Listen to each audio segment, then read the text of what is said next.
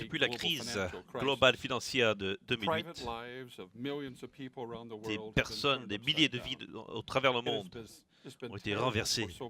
Cette crise a été terrible pour toutes sortes de gens. Il y a eu des protestations partout, les gens réagissent avec colère. Et les gens étaient fâchés avec l'égoïsme et l'avarice qu'ils voyaient partout. Et certains même ont commis le suicide, ont pris leur propre vie.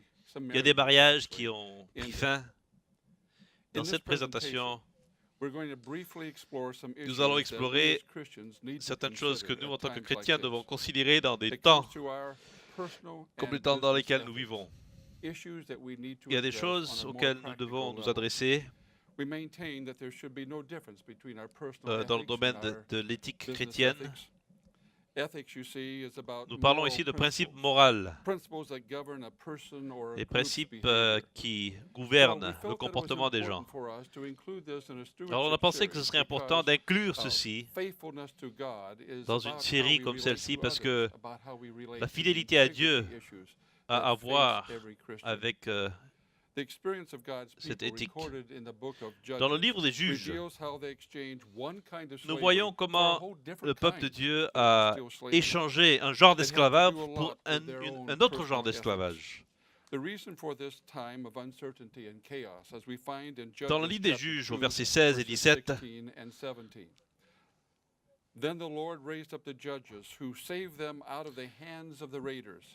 alors remarquez ici, Yet they would not listen to their judges, but prostituted themselves to other gods and worshiped them. Unlike their fathers, they quickly turned from the way in which their fathers had walked and the obedience of the Lord's surtout au command. verset 17, What in the world would have caused a blessed il nous people dit to qu'ils forget what n'écoutèrent had pas, brought them même leurs through juges, such car ils se difficulties in the prostituèrent à d'autres past? dieux et se prosternèrent devant eux. Over and over again, we find in the book Ils of se Judges détournèrent a promptement that de la summarized voie this qu'avaient way. suivi leurs pères. Ils Every n'obéirent man point did what was right comme in eux his au own commandement de eyes. l'Éternel. Qu'est-ce qui a This is permis happening aux juges today de as faire well. ceci? Se Others prostituer concluded that à if d'autres juges. some Et are dans le doing it, livre des then it's juges, all on right voit to partout do it as que well. ce cycle s'est répété Corruption spreads that way. plusieurs fois. Unfortunately, God's people were Ici, on influenced voit by que le their peuple own de Dieu surroundings, and a they été became influencé like par others around them. ceux qui les Such entouraient. attitudes and practices of compromise hurt Et the ce genre de very mission of compromis God. a fait du mal à la mission de Dieu. During this global financial crisis revealed the unethical and self-centered practices L'histoire that récente grew de notre and monde grew, a starting out démontré small, but comment they ce grew and comportement grew. Eventually, Wall Street and many avare world economies adopted a continué à compromised grandir standard jusqu'à of ce que values. les économies du Self-centeredness monde became the rule, ont and the compromis problem grew. Then leur the éthique. bottom dropped out. Some companies simply did not survive. Many innocent Il y a des people lost compagnies qui jobs ont and homes, continué even à marriages croître collapsed. jusqu'à ce Greed qu'ils and ont fait faillite self-centeredness can easily et spread, c'était le désastre. and many were hurt. Il y a des During this gens, time, il y a I des read a compagnies book qui n'ont by pas a survécu. man by the name of Et Dee beaucoup de Hock, personnes the innocentes ont founder perdu of the leur Visa maison credit card. et leur He travail. identifies what 4 factors that cause businesses to self-destruct. He refers Dee to Hock, them as 4 le Bs. fondateur I thought that sounded de pretty la carte de adjective. crédit 4 Bs Visa that a inevitably identifié 4 devour facteurs businesses. qui ont Hock was contribué in the heart of the business à cette world. He crise. experienced what he was talking about. He saw these 4 beast factors Il a vu destroy ces 4 otherwise good facteurs companies. qu'il And I appelait share them 4 with you bêtes because I think we can learn from them as qui ont well. détruit In l'économie. his book, The Birth of the Chaotic Age, chaotic meaning order and chaos being combined Il a at the écrit un same document time. qui s'appelle La naissance These beasts are 4 points.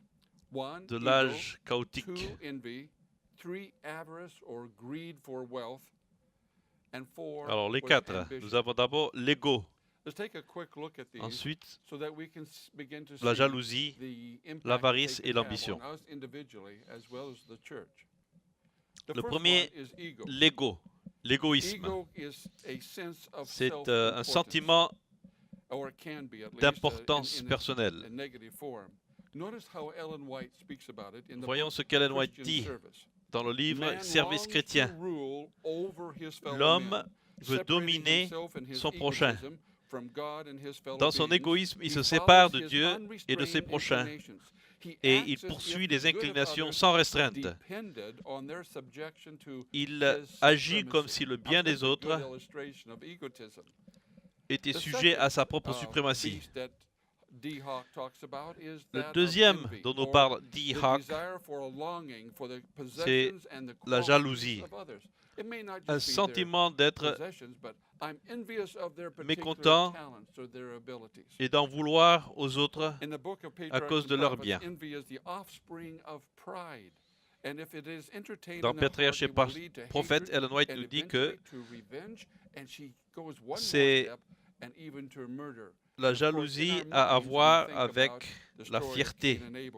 Si on le garde dans le cœur, il va éventuellement nous amener à la vengeance et l'assassinat. Avarice, une avarice extrême pour le gain matériel.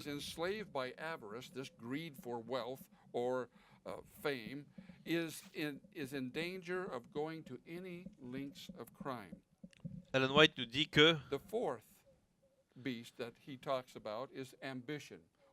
une personne avec ces sentiments peut aller jusqu'à commettre des crimes sans limite. L'ambition, un désir ardent pour la puissance,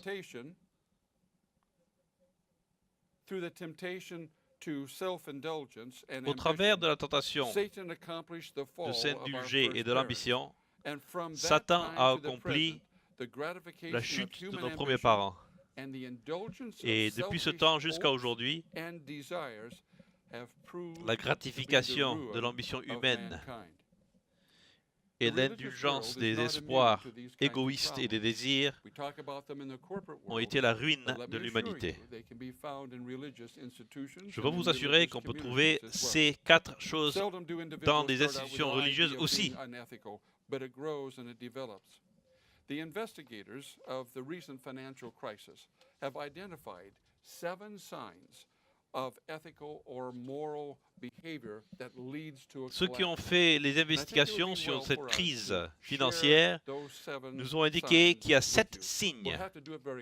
7 signes de cette crise. Mais avant, je partage avec vous quelques paroles d'Ellen White dans le livre Conseils sur l'économat, sur la page 235. Souvent, quand le Seigneur a ouvert le chemin pour que les frères puissent gérer leurs biens pour avancer la cause de Dieu, les agents de Satan ont présenté une entreprise par laquelle les frères ont pensé qu'ils pouvaient doubler leurs biens. Ils prennent l'appât, leur argent est investi, et la conséquence et la cause de Dieu, souvent eux-mêmes aussi, ne reçoivent jamais un seul dollar. C'est un bon conseil, mais il faut faire attention.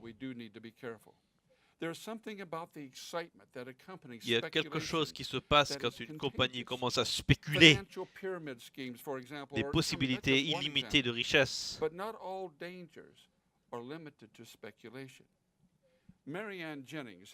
Marianne Jennings, professeure de l'éthique dans le business dans l'Université de l'État d'Arizona, a prédit la faillite de Enron et la chute des entreprises .com. Comment est-ce qu'elle l'a fait? Elle a regardé, elle a vu les 7 signes de cette.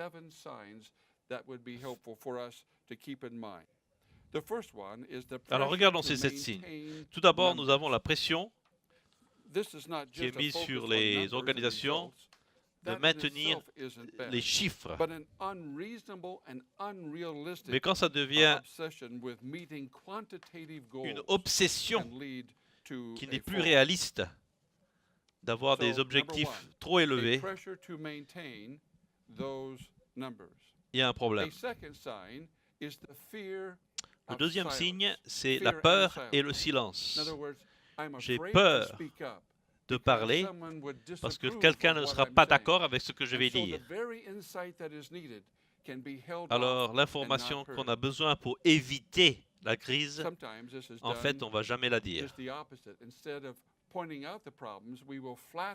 Parfois, au lieu de remarquer, au lieu de parler des problèmes,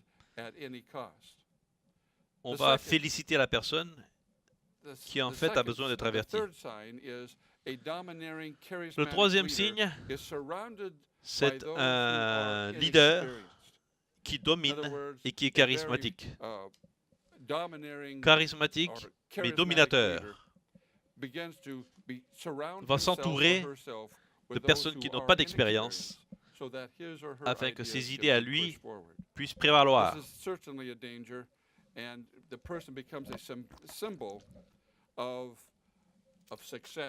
C'est un danger parce que cet individu devient un symbole de succès et personne n'ose interférer. Alors, le quatrième signe, c'est un comité très faible. Nous avons des comités de gestion et nous mettons des amis sur ce comité. Et quand ce comité est faible, le comité directeur est faible, on amène des membres nouveaux. La solution, c'est d'amener des gens nouveaux et des personnes qui osent parler quand ils voient un problème. Le cinquième signe, c'est le conflit d'intérêts.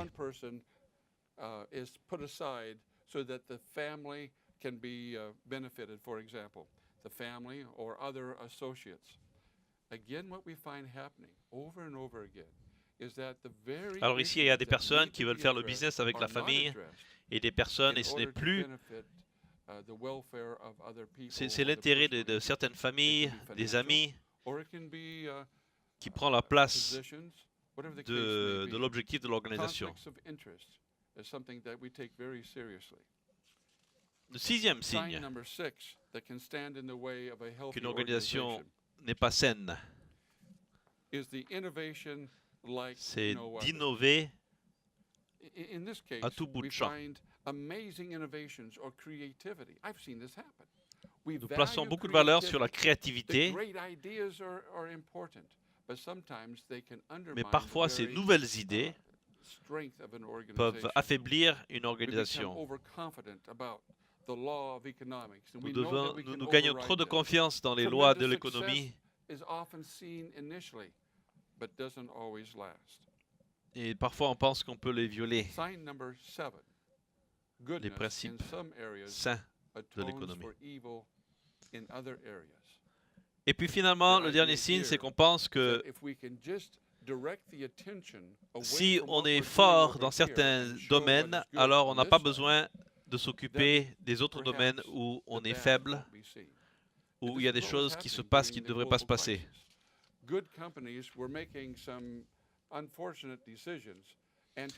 Alors pendant cette crise, il y avait des choses très malsaines qui se passaient dans certains domaines. Alors ce qu'on faisait, c'est que tout à coup, on demandait aux gens de prêter attention à d'autres choses très bien qui se passaient dans l'industrie. Mais il faut faire attention parce que parfois, quand on veut que les gens s'intéressent aux choses bien qui se passent, on est en fait en train de cacher des choses malsaines qui sont en train de se passer.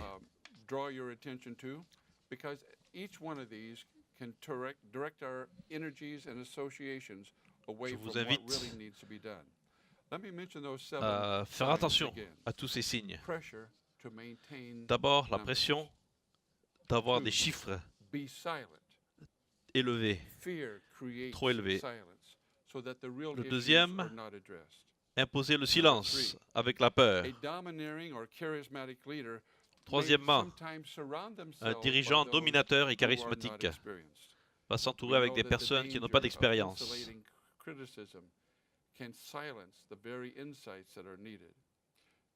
Quatrièmement, un comité directeur faible. Il faut qu'on puisse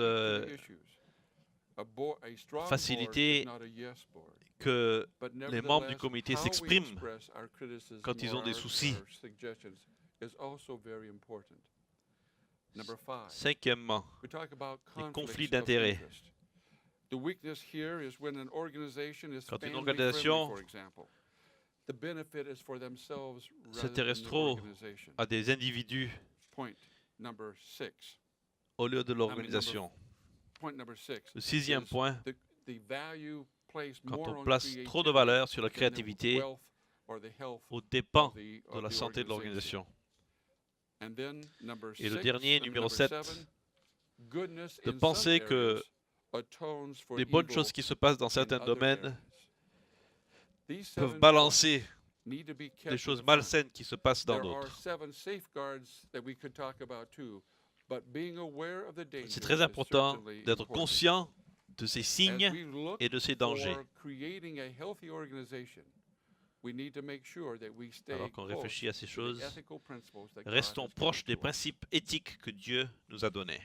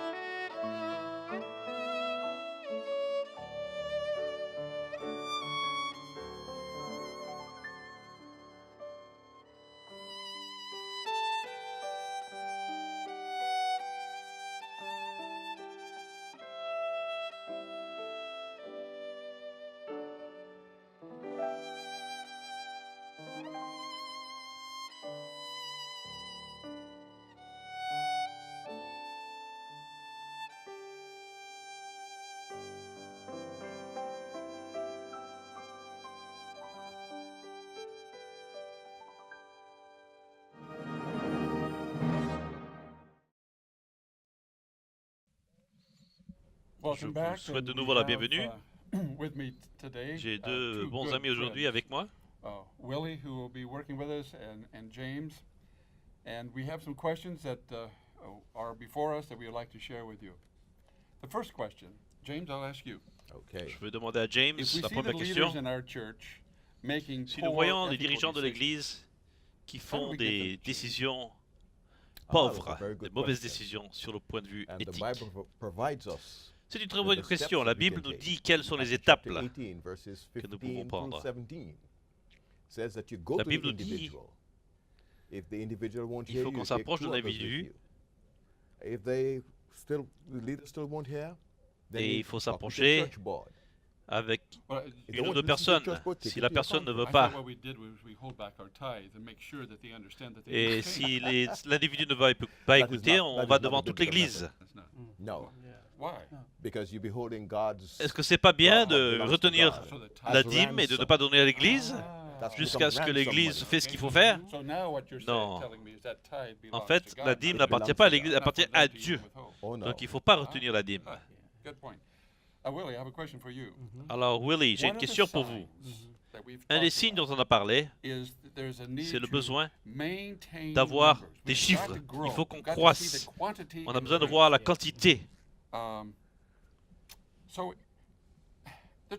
C'est important, l'Église est importante. Est-ce que c'est pas bien de compter les baptêmes? C'est pas mauvais de compter les baptêmes, parce qu'on a besoin de croître. Et pour croître, bien sûr, il faut qu'on voit que les chiffres augmentent aussi. Cependant, et il y a un cependant ici, le problème, c'est que c'est quand on s'intéresse plus aux chiffres qu'aux individus qui sont baptisés. Alors j'ai connu des gens qui baptisent et qui baptisent parce qu'ils essayent d'influencer les statistiques. Et finalement, quand on regarde, on voit que ces gens qui ont été baptisés ne sont même plus dans l'Église. Alors ce que tu dis, c'est les chiffres ne sont pas en eux-mêmes le problème.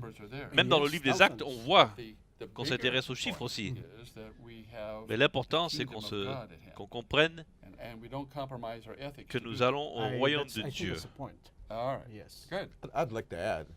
Et moi, j'aimerais ajouter, chaque acte est jugé dans le contexte des motivations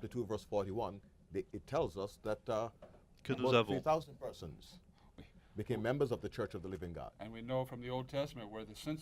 Et même dans l'Ancien Testament, on voit qu'on a fait le dénombrement d'Israël pour des mauvaises raisons.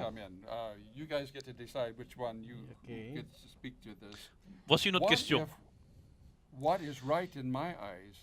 Imaginons que ce que moi je considère d'être correct, c'est en fait correct, mais que malheureusement je suis le seul à avoir la bonne optique.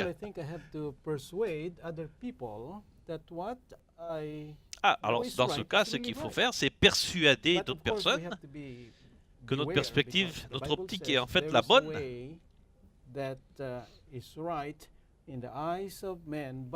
Mais la Bible nous dit, parfois, on a l'impression que ce que nous voulons est correct et bien aux yeux des hommes, mais en fait, la fin, c'est la mort.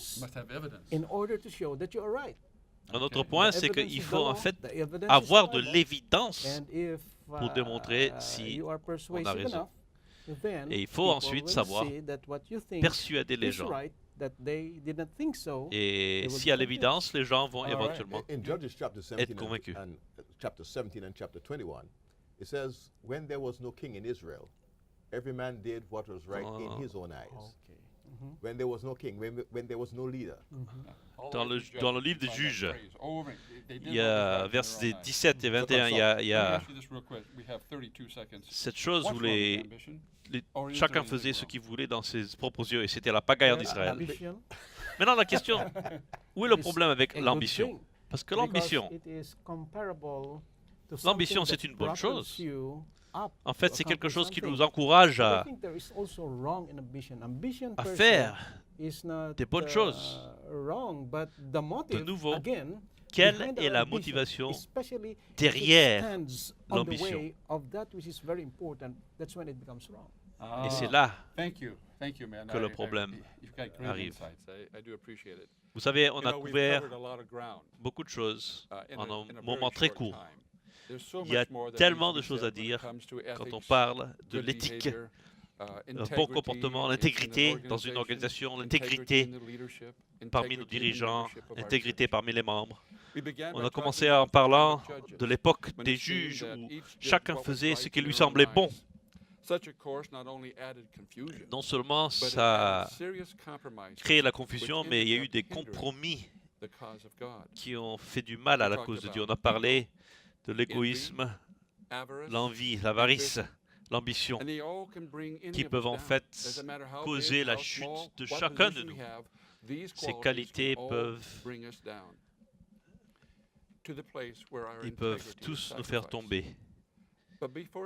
Avant de finir, on ne va pas faire la liste des 7 signes de nouveau, mais je veux vous lancer un défi. Alors que ça fait quelques années que je travaille dans l'économie, alors je veux vous lancer un défi.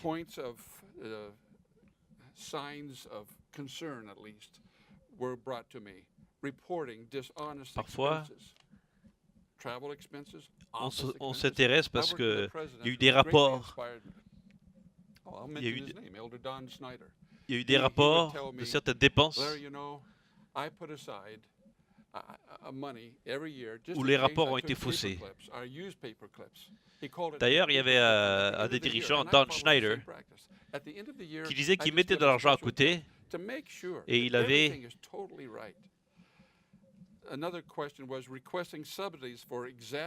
Parfois, on demande des financements et on exagère. On exagère le budget. Et parfois, on cherche à être payé plus pour faire le travail pour lequel on est déjà payé. Parfois, on soumet des dégâts à l'assurance pour des dégâts qui ont été exagérés. Et parfois, on joue un petit peu avec l'argent qu'on doit au gouvernement au moment des impôts. Nous devons comprendre ce défi qu'on nous donne. Et j'aimerais terminer. I have been crucified with Christ, and I no longer live, but Christ lives in me.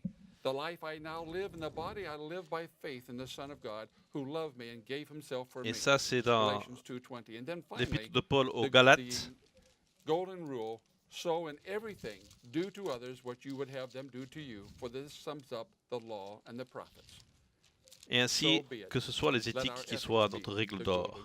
Dans Galates chapitre 2,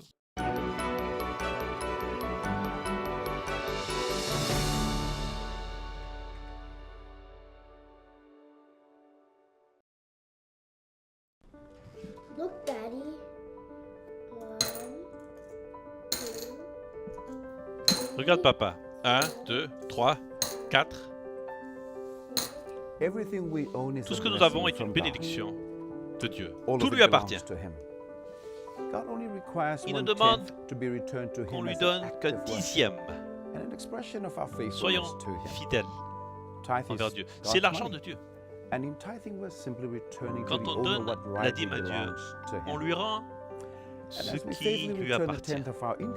Alors que nous donnons à Dieu un dixième de notre salaire, il continuera à nous bénir. La dîme, c'est une façon magnifique de faire l'expérience de Dieu. Et c'est un geste de foi. Et vous allez faire l'expérience de la fidélité de Dieu.